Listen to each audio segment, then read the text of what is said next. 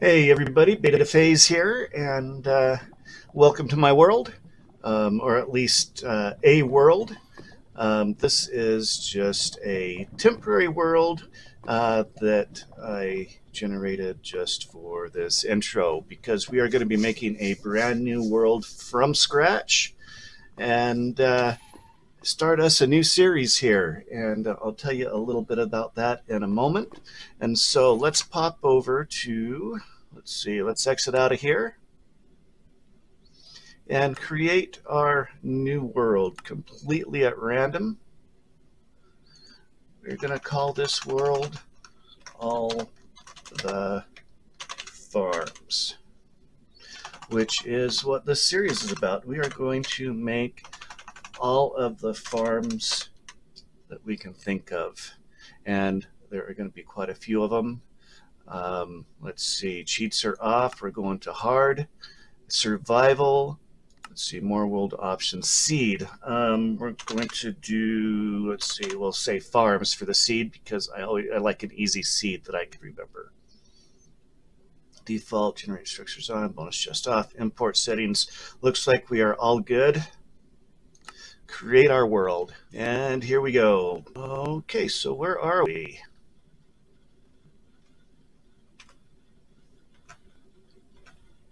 Okay, looks like we're in the middle of the forest. Here is our spawn. So we're just going to mark this real quick here. Okay, this is our spawn point here. I'm going to make a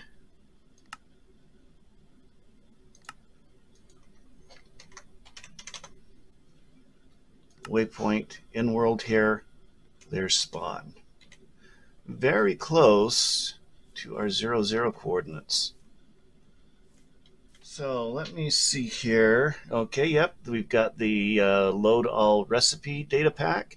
We're keeping this fairly vanilla, fairly basic. I added a couple of data packs just to make life a little bit easier. We've got durability ping, fast leaf decay. We've got graves. I don't have keep inventory on, and so graves are very nice because I don't lose my stuff and go back and find it. Unlock all recipes. I've also added, we can make portals to a creative world. And so we can, from here, we can make a portal that will take us into a creative world that we can experiment with stuff before we actually build it in here. And I think that'll be pretty nice. I've never actually used that one before. And pigs, we've got to find sheep. We've got to make a bed before nighttime. So we've got a bunch of our early day stuff to get out of the way. Punch some trees, make some tools. And then we can get into the actual building. Oh, and I hear a wolf. Of course, I don't have any bones yet.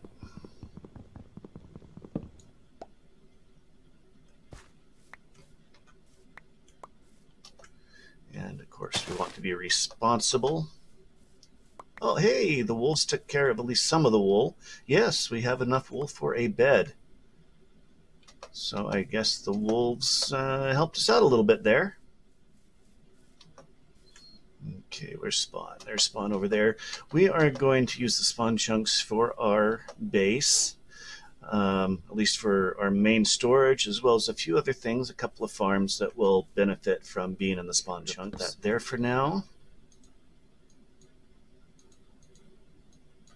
Got our wooden pickaxe. And a sign so that we can say spawn. There we go.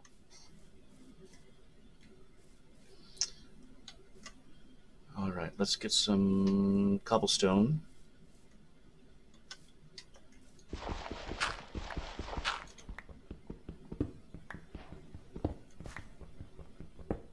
Bap, bap, bap, and bap. Now, I have not played, this is the first time that I played on 1.19, and currently this is 1.19.2. Oh, it's getting dark. Food.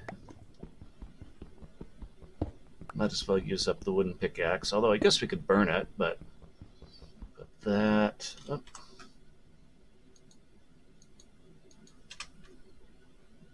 Put that right there, and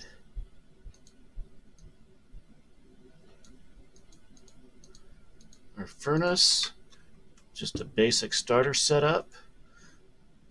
We'll do an oak door.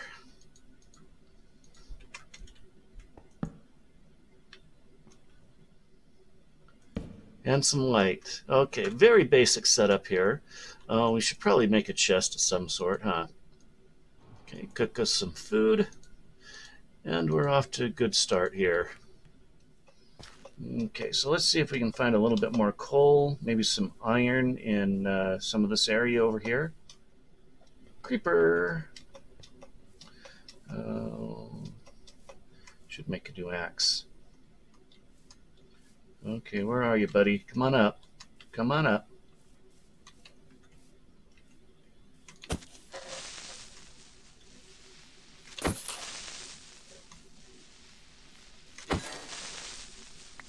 Yay, Monster Hunter advancement. Where have we gotten? Okay, we've got sand over in that corner. That's good. Got sand, we got gravel, we got snow and ice and swamp.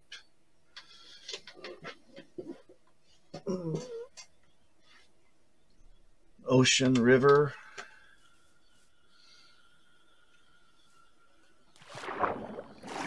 Oogs, yay. I did bring a bone, although that may not be enough. We'll give it a shot, though.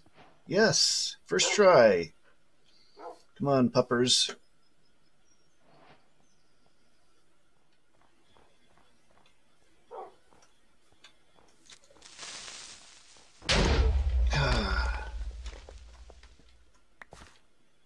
Don't kill my dog. Well, I think that our option for now, I think we just need to get our grind on, get some resources. And so we're going to do a little bit of grinding, get the supplies that we need, and we can move on from there and get going on our farms. Hey guys, look what we found. We found us a skeleton spawner. So we are going to have another farm. We're going to have a bone mill, or bone and arrow farm, skeleton farm. And even better, in one of these chests, we got us a saddle. So we can go get a horse and travel, well, slightly faster. So we are going to mark this one as skeleton spawner.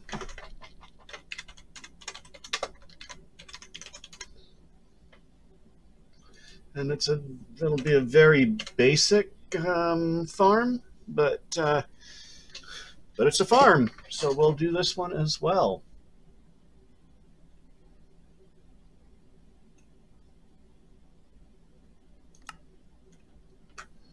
There we go, skeleton spawner. We're doing all right.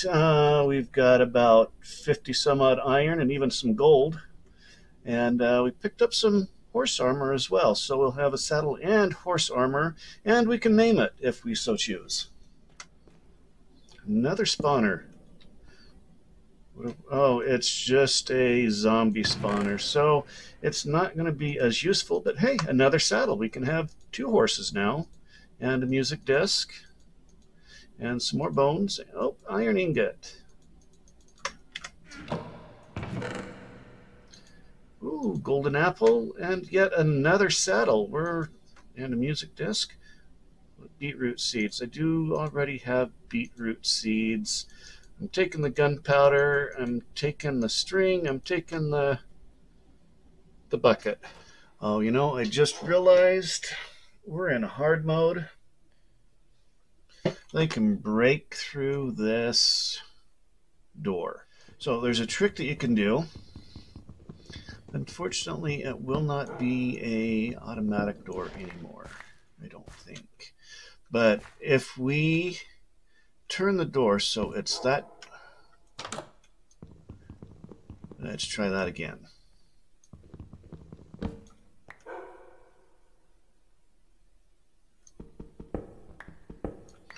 Okay, if we put the door up against this one so that it's installed open,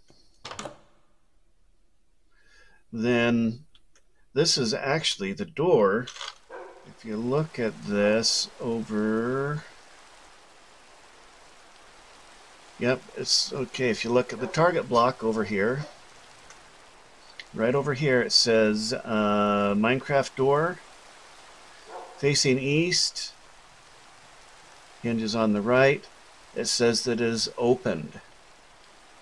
So that means that mobs, specifically zombies, that can break doors in hard mode, they think that the door is open, so they don't try to break it down. So spawn chunks are kind of unique in the Minecraft world. Spawn chunks are always loaded. In single player, they're always loaded as long as somebody is in the overworld here. And that means that it will process anything that's going on in these chunks here. So, for instance, iron farms will continue to work as long as you're anywhere in the overworld. There's a few other farms. Redstone contraptions will run. Hoppers will continue to work, all of that, which is why I've chosen to do this, because I want to do a few farms here that can continue to run while I'm out doing other things, as well as I want to do my storage system in here so that it will still sort while I'm not around. And this is our spawn chunk, and these chunks radiate out from here by 9 chunks to each side of the spawn chunk. And so anything in that area will continue to work as long as we're in the spawn area. And so if we go in and pull up our grid,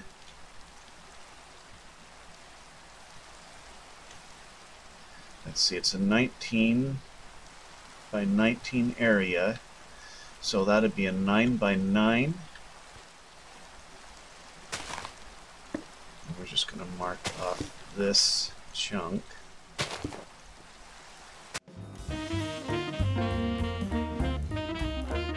This is our central chunk. Yep, there's 0, 0. Right on the edge here. So this is the center of our world. We're looking at a 19 by 19 area that will stay loaded, which means 9 that direction, 9 that direction, 9, and then 9. So let's count this out. 1,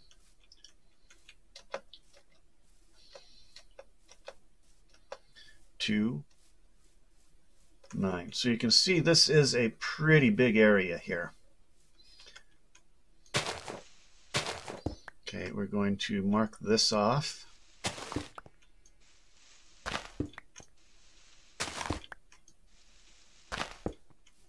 And 9. Okay, I think I got that right.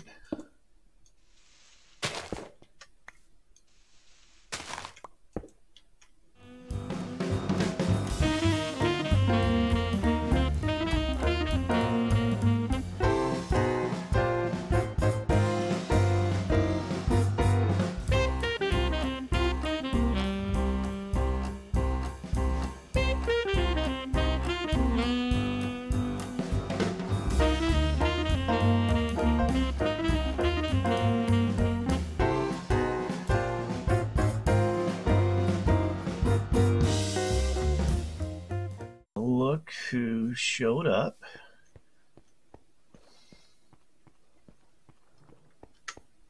I was wondering if he would put in an appearance, because I need to get some stuff from this guy. Yeah. Okay, let's do some negotiating here.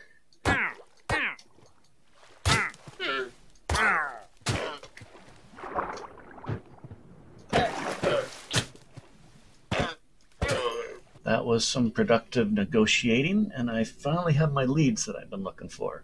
So we've got saddles and leads. We can go find ourselves a horse. If we go into the map here, you can see this is our spawn chunk area, and this is handy to know because the spawn chunks, they stay loaded as long as there's somebody in the overworld. So what I'm going to do now, I'm going to clear out this area of vegetation and trees and give us a relatively clear area to work with. I found a little visitor here that I am trying to capture. There he is.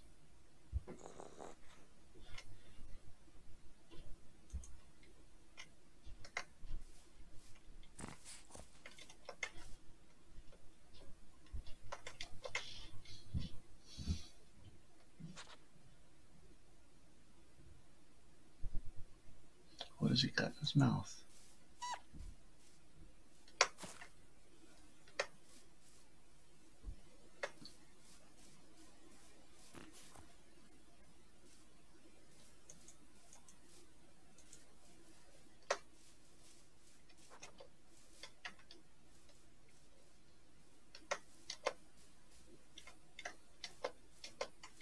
I bet he ate a chicken.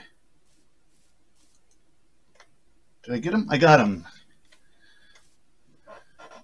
Yeah, that looks like a feather. Okay, so we're going to carefully try and get him back over to our main area. And this little guy is going to help us with our sweetberry farm. There we go. So we're going to start out with wheat farm, a day one wheat farm. We're going to be doing a quick carrot farm, potato farm, beet farm. Plus let's see, I should have some pumpkins. I'm pretty sure I picked up some pumpkins, so we'll add those as well, and probably throw in some sugar cane. And the way that these work, these are not fully automatic farms. It's a design that I came up with myself. I'm sure I'm not the only one, but it's based on the old school water flushing farm where you, once everything gets grown, you turn on the water and that harvests all your crops for you. You run around, pick them up, and then you replant by hand. And so it's not quite automatic. It is a little bit faster than if you were doing the whole thing by hand. But it will get us started and give us enough product that we can use that for larger villager farms in the future.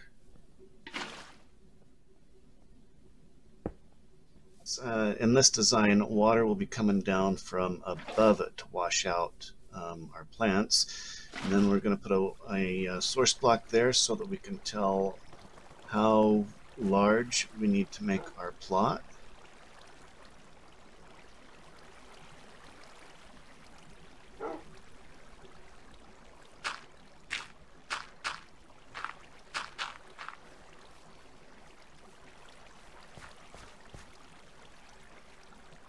Now, if this were just a standard 9x9, we could get by with just the one source block in the middle to hydrate the water because it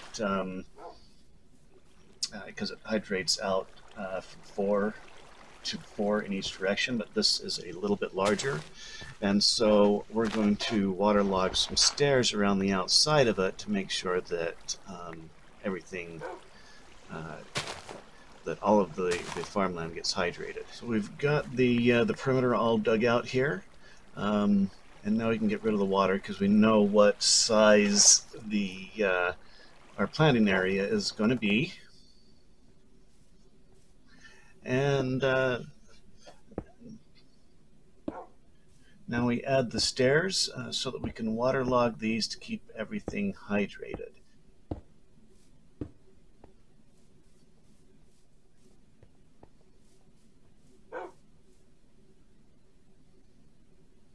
It helps to have 2 buckets. With 2 buckets, you can do an infinite water source just about anywhere. And the handy thing about this is that this will turn this whole perimeter into an infinite water source. Now we're going to come over here and we're going to build up the center. This is just a really easy little contraption to make.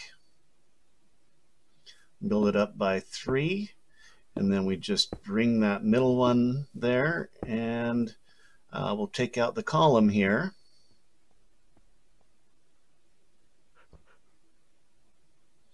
And the center,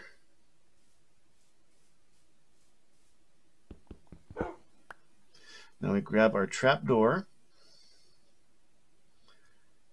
and we install that in there, and we grab a bit of water and waterlog the trapdoor. Put the water in right there. Yep. And now all we need is a button. And I'm actually going to put buttons around the whole thing just so that we'll always be able to find a button. Now when we press the button, that's going to open up the trapdoor, and that'll let the water out, and the water will harvest all of our crops for us.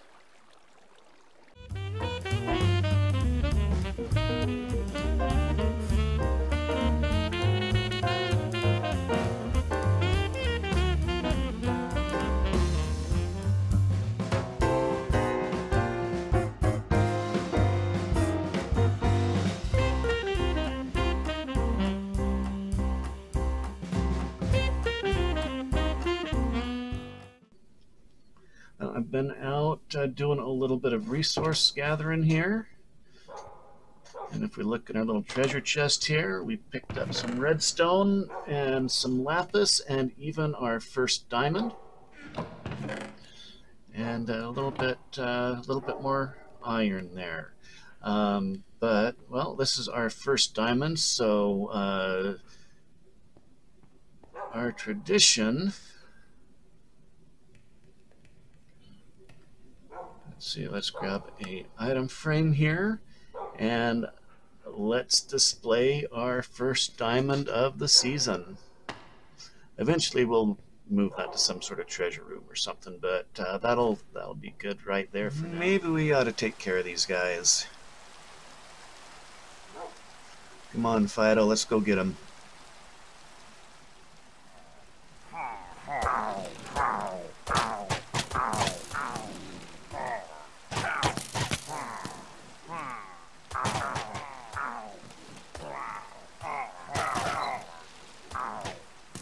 Good puppy dog.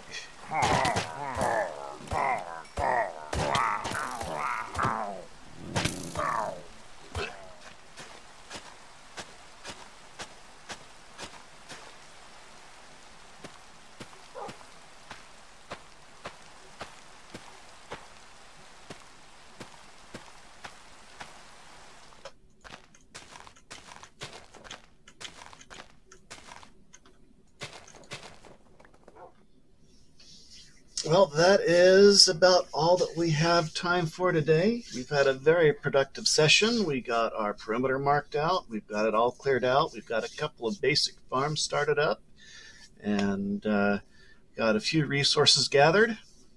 If you like what I'm doing here, if you like what you see, go ahead and please subscribe and like. And we will be back next time. We're probably going to put together just a quick little cobblestone farm so that we can build up some of our cobblestone resources and finish some of our builds there, as well as get started on our main base. I have a couple of ideas for that, but for that you're going to have to wait for future episodes. And that is it for this episode, and we will see y'all next time.